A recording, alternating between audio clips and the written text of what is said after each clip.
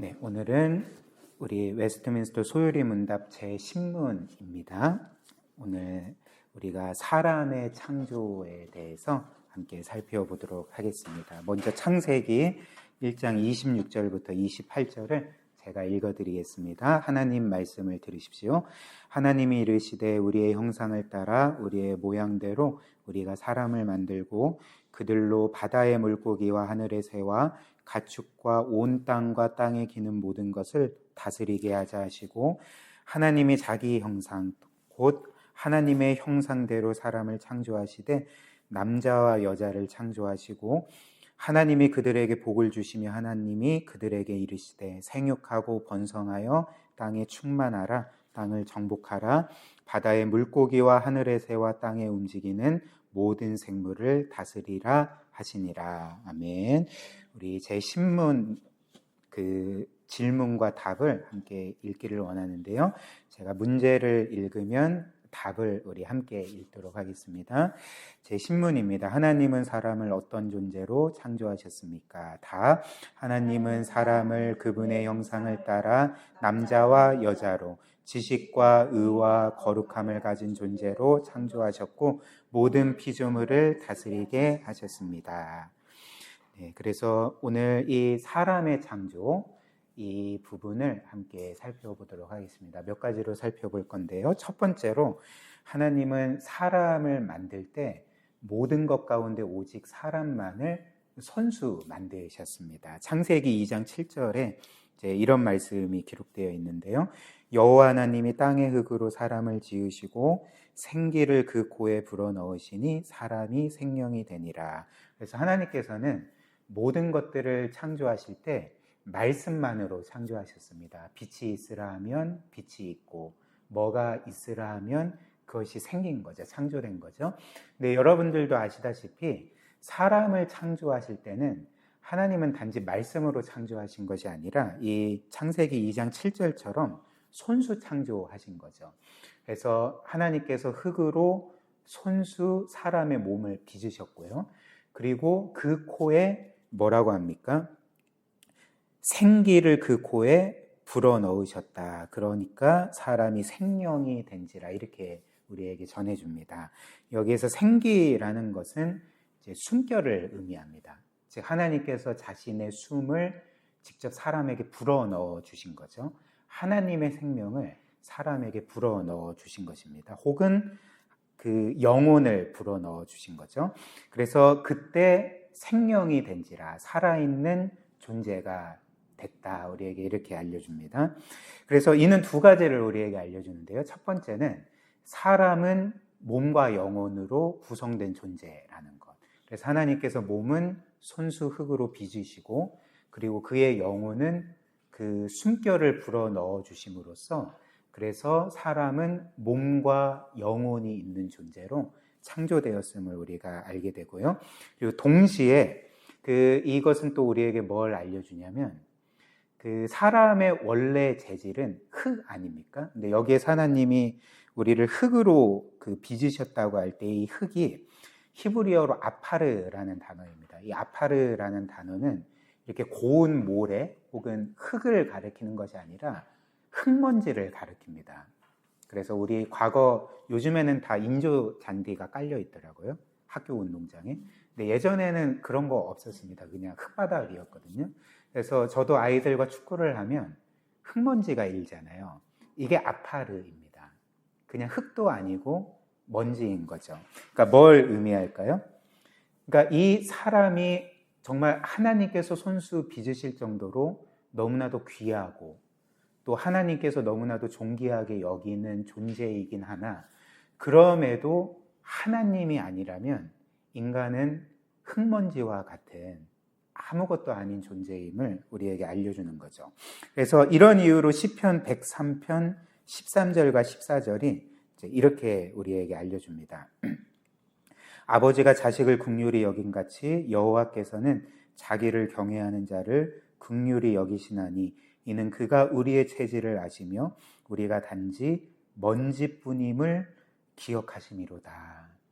하나님의 은혜가 아니면 우리는 사실 이런 흙먼지와 같은 존재라는 거죠. 근데 흙먼지와 같은 존재가 존귀한 이유가 무엇입니까? 하나님께서 손수 빚으실 정도로 우리를 너무나도 사랑하시고 귀하게 여기시고 보배롭게 여기시기 때문에 그런 거죠. 그 다음 사람은 그 하나님께서 손수 빚으셨을 뿐만 아니라 이제 그분의 형상과 모양대로 창조되었습니다. 그래서 우리가 읽은 26절 하나님이 이르시되 우리의 형상을 따라 우리의 모양대로 우리가 사람을 만들고, 또 27절도 하나님이 자기 형상 곧 하나님의 형상대로 사람을 창조하시되 이렇게 우리에게 전해주죠. 그래서 우리가 사실 창세기 강해하면서 배운 말씀이지만 한 번 더 복습하는 차원으로 이제 다시 살펴보면, 일단 사람이 하나님의 형상으로 창조되었다는 것은 하나님을 닮은 모습으로 창조되었다는 것입니다. 그러나 이런 육신이 닮은 것을 의미하진 않겠죠. 하나님은 영이시고 우리와 같은 보이는 육신이 없기 때문에 하나님을 닮았다고 할 때 이런 보이는 어떤 형상을 의미하는 것은 아니겠죠. 그렇다면 하나님의 형상은 무엇인가? 몇 가지로 우리가 생각할 수 있는데요. 첫 번째는 사람이 하나님의 형상이라는 것은 하나님처럼 영적인 존재로서, 인격적이고 영적인 존재로서 창조되었음을 의미합니다. 그리고 사람이 영혼이 있다는 것, 영적이고 인격적인 존재라는 것은 이제 기능 면에서 사람이 하나님처럼 지성과 정서와 또 의지를 가진 존재로 창조되었음을 의미하는 것이거든요. 물론 제가 전에 말씀드린 것처럼 강아지 같은 동물들도 어느 정도 지능이 있습니다. 제가 정확히 그 지능 지수가 뭔지는 잘 모르겠지만 그 영리한 침팬지 같은 경우에는 뭐 IQ가 정확하진 않습니다. 뭐 한 6, 70 정도 된다고 하잖아요.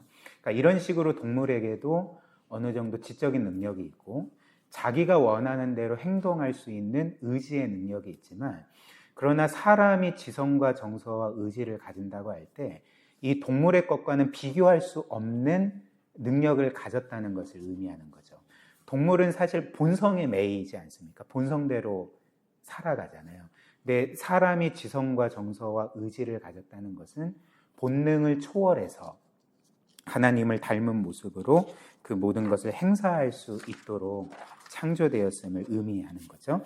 그리고 두 번째로 사람이 하나님의 형상을 따라 창조되었다는 것은 이제 이런 능력 면에서뿐만 아니라 도덕적인 성품 면에서 그는 의와 거룩함과 참된 지식을 소유한 존재로 창조되었음을 의미하는 것입니다. 그래서 첫 번째로 사람은 참된 의와 거룩함을 가진 존재로 창조되었습니다. 에베소서 4장 24절 하나님을 따라 의와 진리의 거룩함으로 지으심을 받은 새 사람을 입으라. 우리가 구원받을 때 하나님이 우리를 새롭게 하실 때에 우리 안에 회복되는 성품이 있는데 하나님을 따라 의와 진리의 거룩함으로 지으심을 받은 새 사람을 입게 된다, 이렇게 말하는 거죠. 근데 사실 그 개역 개정 번역은 좀 약간 부정확합니다. 여기에서 의와 진리의 거룩함이라는 것의 원문을 더 정확히 번역하면 참된 의와 거룩함을 입은 새 사람, 이렇게 번역할 수가 있거든요. 즉 하나님은 우리를 그분의 형상으로 창조할 때에 그분을 닮은 도덕적인 특성인 참된 의로움과 거룩함을 갖도록 우리를 창조하셨음을 또 우리가 알게 되는 거죠. 그 다음 지식입니다. 골로새서 3장 10절 말씀, 새 사람을 입었으니 이는 자기를 창조하신 이의 형상을 따라 지식에까지 새롭게 하심을 입은 자니라. 여기에서 또 한 가지, 우리가 구원받을 때 하나님의 형상이 회복되는데 참된 의와 거룩함만 회복되는 것이 아니라 뭐가 회복된다고 합니까? 지식이 회복된다고 합니다. 그리고 여기에서 지식은 뭘 의미할까요? 이 세상 지식을 의미하는 게 아니겠죠, 그렇죠? 뭔가 더 똑똑해진다, IQ가 더 높아진다. 그러니까 이런 거를 의미하는 게 아니라 하나님을 아는 지식을 회복한다, 다시금 되찾게 된다, 이것을 의미하겠죠. 그런데 또 여기에서 하나님의 형상이 하나님을 아는 지식이라고 할 때 이 지식은 뭔가 신학적인 지식, 이론적이고 사변적인 지식만을 의미하지는 않겠죠. 성경에서 지식이라고 할 때 혹은 알미라고 할 때 그 알은 사실 이론적인 지식을 말하기보다는 인격적인 지식을 말합니다. 그래서 우리가 하나님을 안다라고 할 때 그 지식은 그분을 뭔가 이론적으로 안다는 것을 의미하는 게 아니라 인격적으로 안다는 것을 의미하는 거죠. 그래서 창세기 초반에 이제 아담이 자신의 아내 하와와 동침할 때 그 동침하다라는 단어의 히브리 단어가 알다거든요. 그러니까 아담이 하와를 알았더라. 이런 의미거든요. 그러니까 그 히브리 맥락에서 이 알다라는 것은 인격적인 암. 그러니까 바꿔 말하면 성경에서 이 안다라는 것의 동의어가 사랑이라는 거죠. 사랑하다라는 것과 똑같다는 거죠. 그래서 이런 구절들 많잖아요. 하나님이 너희를 아셨다. 하나님이 너희를 창세부터 아셨다. 뭘 아셨을까요? 그러니까 우리의 뭐 이름을 아셨거나 키나 몸무게를 아셨거나 직업을 아셨다는 게 아니라 우리를 인격적으로 사랑하셨다는 것을 의미하는 거죠. 따라서 우리가 그 하나님의 형상이 회복될 때 이 지식도 새롭게 된다는 것은 무엇을 의미하냐면 우리가 하나님을 인격적으로 알게 된다. 그 하나님을 사랑하게 된다. 이게 이제 하나님의 형상의 또 다른 측면이라는 것입니다. 그러니까 사람은 이렇게 하나님을 인격적으로 알 수 있는, 교제할 수 있는 존재로 이제 창조되었음을 의미하는 거죠. 그 다음 세 번째로 그 하나님의 형상은 이제 그분을 닮은 자녀와 같은 존재로 창조되었다는 것을 의미합니다. 일단 우리가 지금까지 하나님의 형상, 이제 능력 면에서는 지식과 그 정서와 의지, 그리고 도덕적인 면에서는 참된 의로움과 거룩함과 하나님을 인격적으로 아는 지식, 이렇게 우리가 살펴보았잖아요. 근데 만약에 하나님의 형상이 단지 이런 인격적인 특성, 그 지정이나 혹은 이런 도덕적인 특성에만 한정된다면 사실 그 사람만 하나님의 형상으로 불리는 것이 아니라 천사들도 하나님의 형상으로 불려야 되거든요. 왜냐하면 천사들도 영적인 존재고 천사들도 지성과 의지와 정서를 가진 존재고 천사들도 우리처럼 참된 의로움과 거룩함과 하나님을 인격적으로 아는 지식을 갖고 있기 때문에 그런 거죠.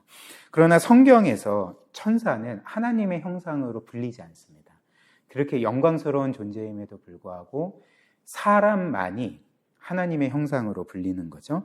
그렇다면 우리가 하나님의 형상이라고 할 때 천사는 결코 갖지 못한 무엇을 우리는 갖고 있다는 것을 의미하는 것 아니겠습니까? 그러니까 그것이 무엇일까요? 그러니까 제가 말씀드린 하나님을 닮은 자녀와 같은 존재로 창조되었다는 것이 사람이 하나님의 형상으로 창조되었다는 의미가 된다는 거죠. 이를 뒷받침하는 성경의 증거들이 있는데요. 첫 번째로 성경에서 누구누구의 형상은 그 사람의 자녀를 의미합니다. 그래서 창세기 5장 3절 보면 이제 이런 말씀이 나오죠. 아담은 130세에 자기의 모양, 곧 자기의 형상과 같은 아들을 낳아 이름을 셋이라 하였다. 아담이 자기의 아들을 낳았는데 자기의 형상과 모양을 따른 아들을 낳았다 이렇게 말하잖아요. 여기에서 형상과 모양이 창세기 1장 26절의 형상과 모양과 똑같은 히브리어 단어입니다. 즉 아담의 형상은 그의 아들인 것처럼 하나님의 형상은 그분의 아들이 되겠죠. 자녀가 되는 거죠. 그 다음 두 번째로 구약에서 이스라엘 백성은 하나님의 백성으로 불릴 뿐만 아니라 그분의 자녀로 불리는 거죠. 출애굽기 4장 22절 너는 바로에게 이르기를 여호와의 말씀에 이스라엘은 내 아들 내 장자라 이렇게 말씀하고요. 19장 4절 내가 애굽 사람에게 어떻게 행하였음과 내가 어떻게 독수리 날개로 너희를 업어 내게로 인도하였음을 너희가 보았느니라. 무슨 말씀입니까? 하나님께서 이스라엘 백성을 출애굽시키실 때 애굽에서 구원하실 때에 마치 독수리가 그의 새끼를 날개로 업어서 인도하는 것처럼 그렇게 구원했다. 무슨 말일까요? 이스라엘 백성이 하나님에게는 마치 독수리 새끼와 같은 자녀임을 의미하는 말씀이 되는 거죠. 또 이사야 49장 15절 여인이 어찌 그 젖 먹는 자식을 잊겠으며 자기 태에서 난 아들을 국률이 여기지 않겠느냐. 그들은 혹시 잊을지라도 나는 너를 잊지 아니할 것이라. 무슨 말씀일까요? 너는 내 아들이다. 너는 내 딸이다. 이 세상에 자기가 낳은 자식을 잊는 여인이 있겠느냐. 하물며 너가 내 자식인데 내가 너를 잊겠느냐. 이런 말씀을 하는 거잖아요. 그렇죠? 그리고 또 세 번째, 신약 성경도 하나님께서 영원 전부터 우리가 창조되기 전에도 그 전부터 우리를 자녀 삼으시기로 결정하셨다고 하는 거죠. 그러니까 하나님께서 만약 타락이 없었다면 그 아담과 하와 이후의 모든 자손들은 하나님의 자녀로 살아가게 되었음을 보여주는 것 아니겠습니까?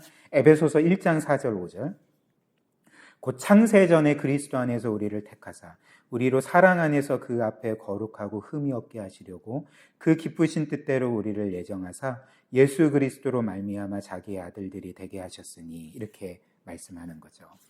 그래서 결론적으로 우리가 하나님의 형상이라는 것은 하나님께서 우리를 그분의 자녀로 창조하셨다는 것. 그래서 여기에서 모든 그 비밀이 풀리지 않습니까?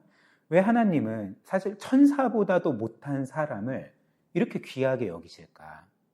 사실 천사도 타락했잖아요. 그렇죠? 그 어느 시점인지는 모르겠지만 그 사탄과 그를 따르던 부하들이 하나님께 반역했을 때 하나님은 단호히 그들을 내치셨지 않았습니까?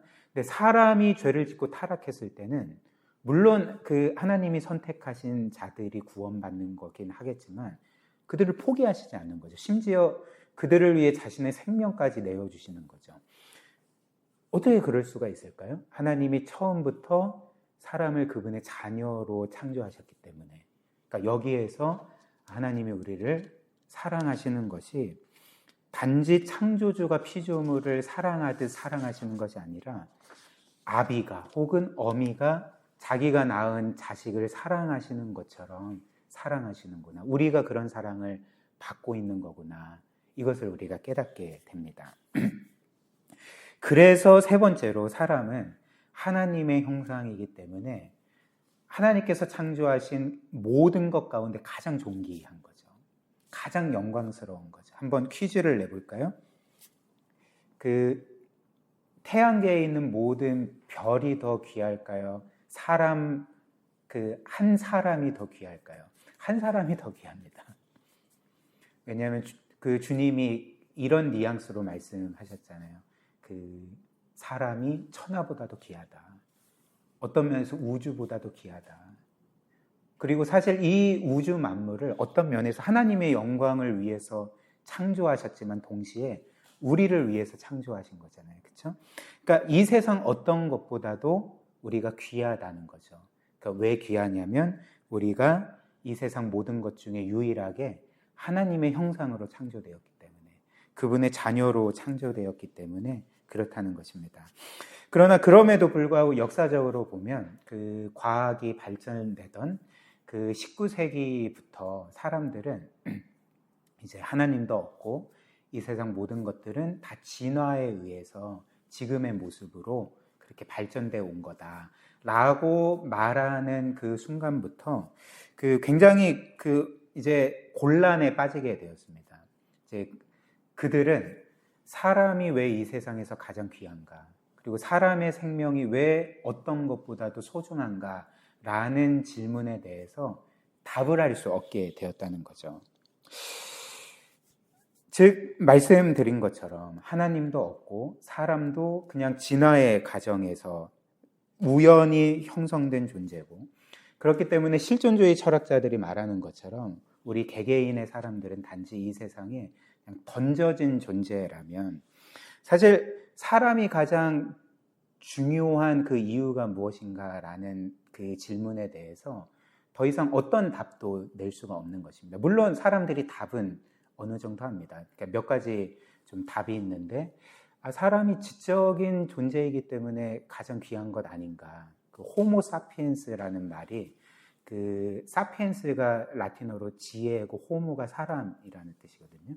그러니까 우리 사람이라는 존재를 기본적으로 이제 지혜로운 사람이라고 이렇게 정의를 내리는 게 호모 사피엔스입니다. 그러니까 이런 식으로 이 세상 모든 것 중에 사람이라는 생명체가 지적으로 가장 뛰어나기 때문에 소중한 것 아닌가, 존귀한 것 아닌가.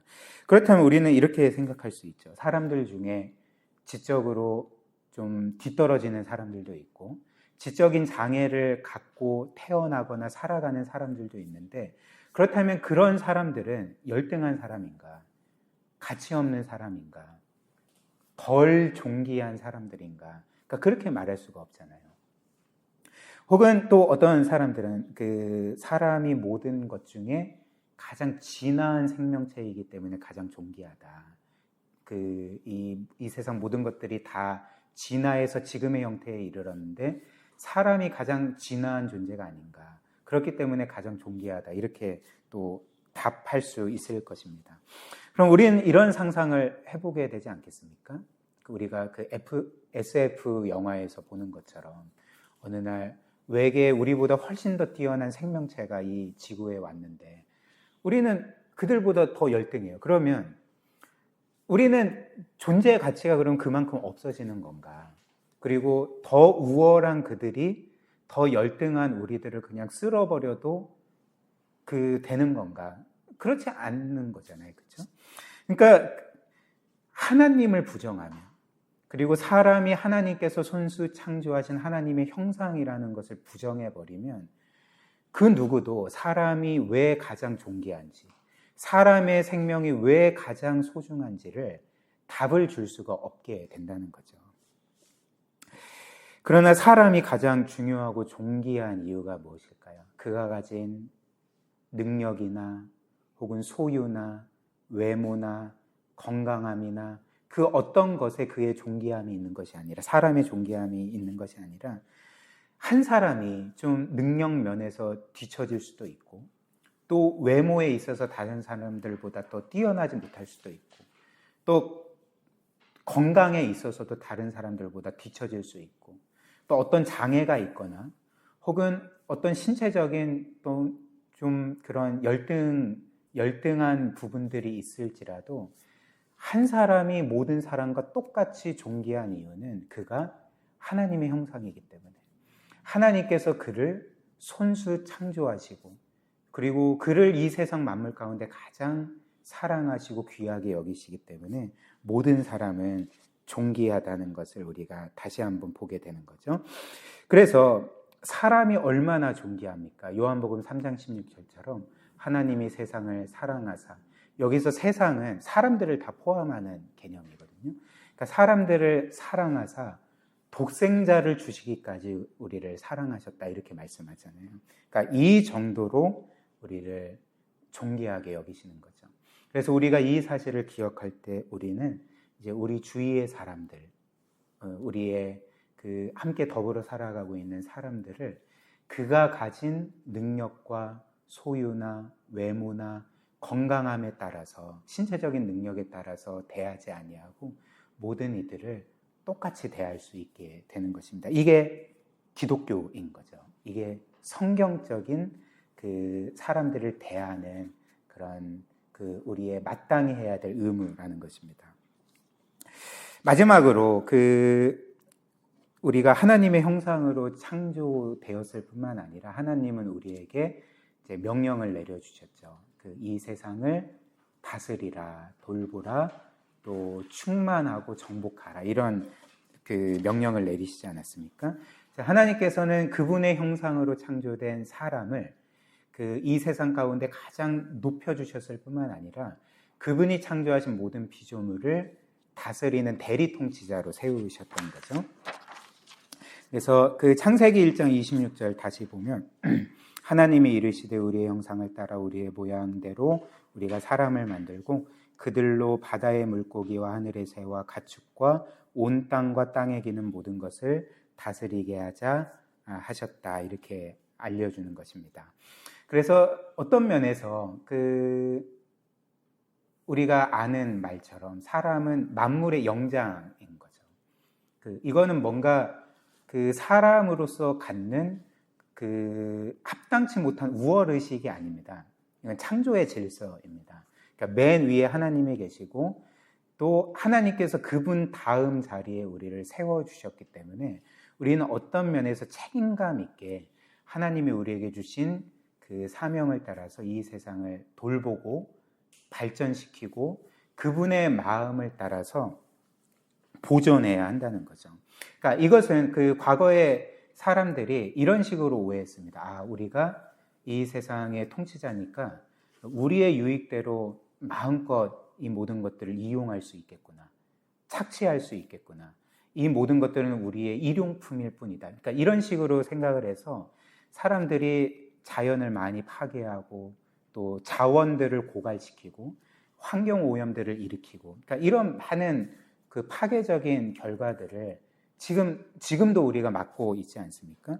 그러나 우리가 이 하나님이 우리에게 주신 이 세상을 하나님의 마음대로 가꾸고 돌보고 발전시키고 보존하는 것이 우리의 사명인 것을 기억할 때 우리는 그 신앙을 가진 사람으로서 이 세상도 관심을 가져야 하는 거죠. 그러니까 자연을 돌보고 발전시키고 보호하는 일에도 우리가 힘써야 함을 우리가 깨닫게 되는 것입니다.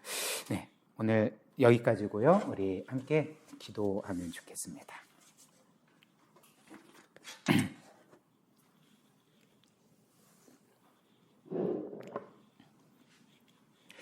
이 시간 우리 오늘 함께 들은 말씀 또 기억하면서 함께 이렇게 기도했으면 좋겠습니다. 참 사람을 존귀하게 여기는 것은 이 세상의 어떤 휴머니즘에서 온 것이 아닙니다. 사실 사람을 이 세상에서 가장 귀하고 존귀하게 대하는 것은 기독교의 가치입니다. 그렇기 때문에 신앙을 가진 우리는 또 우리가 하나님의 형상으로 창조되었고 그리스도의 피값으로 구속받았다는 것을 아는 우리는 참 무엇보다도 사람을 존귀하게 대해야 됩니다.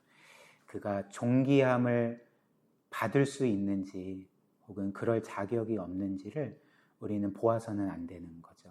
우리는 사람의 어떤 조건이나 또 그가 가진 능력이나 소유나 외모나 성취에 따라서 사람들을 차별하는 사람들이 아닙니다. 모든 이들을 존귀하게 대해야 되는 거죠. 하나님이 우리를 차별 없이 은혜로 대하시고 사랑하신 것처럼 그렇게 우리가 참 사람을 귀하게 여기고 무엇보다도 먼저 참 그리스도 안에서 하나 된 우리가 우리 서로를 귀하게 대하고 존귀하게 대하고 또 우리가 살고 있는 터전에서 가정에서나 일터에서나 사람들을 귀하게 여기고 소중히 여기고 사랑하고 섬기고 무엇보다도 참 그들에게 줄 수 있는 최고의 선물은 구원의 선물 아닙니까? 우리가 그들에게 주의 사랑을 전하고 주님께로 인도할 수 있는 일들을 잘 감당하게 해달라고 우리 개인과 우리 교회가 그런 삶을 살아가게 해달라고 우리 한번 같이 기도하도록 하겠습니다.